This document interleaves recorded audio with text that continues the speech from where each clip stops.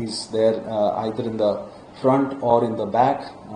Fortunately, in this case, the tail end was not destroyed and it was stuck. जो भी body हमको site पे मिला उसको हम इमीडिएटली ग्रीन कॉरिडोर के माध्यम से ये सिविल हॉस्पिटल तक पहुंचा गया. और this entire operation was after the operation was over and the investigation started, there was the black box had to be searched.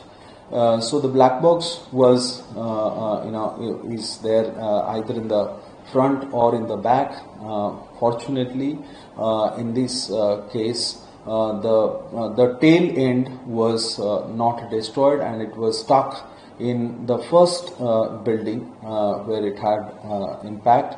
And the AIIB team, the aircraft investigation team, requested us that cranes and laborers and engineers to be provided to ensure that the black box is recovered. AMC immediately we are there on the site, and this black box was also recovered. After that, next day, whether it is crematorium or issuance of death certificates, we ensured that people should not go to offices to get their death certificate, but in the hospital then and there a single window system was created, and the officer who is responsible for death registration was there, and he was issuing the death certificates also are being issued then and there. We are very, very concerned with all the relatives and patients. Whatever care is being done, I think this is being given with the state government, central government, and the local government. All were working in sync and in coordination.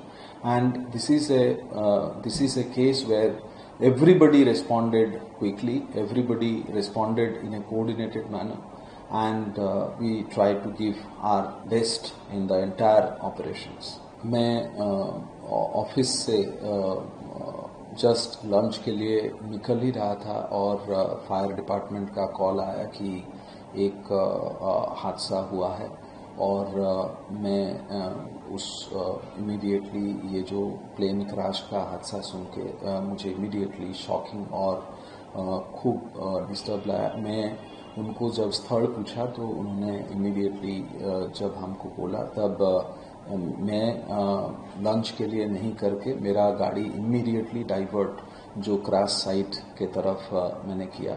और जब मैं जा रहा था तब honourable CM साहब के office में से मुझे कॉल आया कि इमीडिएटली आप पहुंचो, और हम ऑलरेडी मैं क्योंकि ऑन द वे था, और फिर इमीडिएटली उसके बाद ऑनरेबल सीएम साहब का फ़ोन आया, और सर का बात ये था कि आप इमीडिएटली वहाँ ग्रीन कॉरिडोर बनाइए, और मैं और पुलिस कमिश्नर साहब मिलके हम लोग ग्रीन कॉरिडोर के लिए सूचना देके इमीडिएटली उसको इम्प्लीमेंटेशन करने के लिए हमने कार्य किया. और जो बाहर वाला एरिया है उसमें ग्रीन कॉरिडोर बना, सो दैट क्रैश साइट से जो हमारे बॉडीज हैं वो इमीडिएटली सिविल हॉस्पिटल पहुंच सके. पहले तो हमको ये पता नहीं था कि ये इतना सीरियस क्रैश है. हमको ये था कि हम लोग बहुत ही कोशिश करके इमीडिएटली हम लाइफ को बचाए, इसीलिए ये ग्रीन कॉरिडोर बहुत ही जरूरी था. और उसके बाद हमारा जो इंटरनल जो सर्कुलेशन था उसका भी हमने ग्रीन कॉरिडोर किया, और ये जो पूरा प्रक्रिया था इसको ये किया. और इन द मीन टाइम जब मैं जा रहा था तब मैं अपने सब डिप्टी म्युनिसिपल कमिश्नर्स, HODs को वहाँ स्थल पर क्रैश साइट में बुला लिया. अलग अलग ऑफिसर्स को अलग अलग जो पार्ट था, पीछे वाला पार्ट, आगे वाला कॉकपिट वाला पार्ट, बीच वाला पार्ट, वो अलग अलग ऑफिसर्स को दिया गया. हमारे जो फायर फाइटिंग टीम थे, जब तक मैं पहुंचा वो ऑलरेडी कार्यरत थे और लगभग 101 से ज़्यादा फायर फाइटर्स जो है वो स्थल पर बुलाए गए। मैं इमीडिएटली जब स्थल पर गया तो मुझे लगा कि ये इतना बड़ा इंसिडेंट है, इसमें ब्रिगेड कॉल की ज़रूरत है। इमीडिएटली ब्रिगेड कॉल दिया गया और सब फायर फाइटर्स स्थलों पर रहे। उसमें बहुत सारे अलग अलग प्रकार के फायर फाइटर्स टीम हमारे पास होते हैं। बिल्डिंग वाले होते हैं, कटर्स और स्प्रेडर्स वाले होते हैं, साल्वेज टीम होता है बिल्डिंग के लिए, एयरक्राफ्ट के लिए, फायर फाइटिंग टीम होता है वो वाटर बाउसर और इसके लिए मेंटेनेंस टीम होता है। ये पूरा जो प्रक्रिया है वो वाटर रिले सिस्टम रखा गया सो दैट फायर फाइटर्स का ज़्यादा से ज़्यादा मूवमेंट ना हो।